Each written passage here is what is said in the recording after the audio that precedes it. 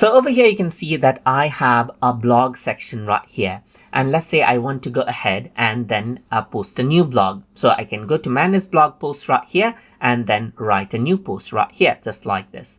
So once I go ahead and do that, you can see that I can go ahead and add a blog post title. Let's say, for example, I can go ahead and say sample blog post right here, just like this. And I'm simply going to go around and say keep on learning right here, just like this. And then I can go ahead and type in, let's say, for example, this is a paragraph right here, just like this. So if I were to go ahead and copy and paste this out, you can see that I got this particular content.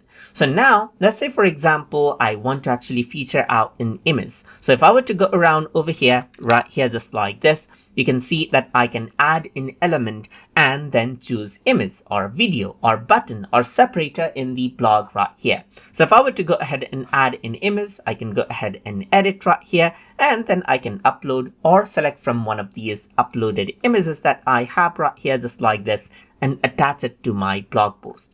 So apart from that, if I were to go to background right here, on the top as well, you can go ahead and select out image as you like right here. Even go ahead and choose color or video as you want right here. Or you can go to upload image, and from uploaded image section, you can go ahead and choose out a background image as you want as well. So this is what you have. If I were to go ahead and preview it out now, and now in my blog post, you will be able to see the respective image over here on the top and in the blog post as well. So that is how you can go ahead and add in blog post feature image inside of Strikingly. So hope you guys learned something as always.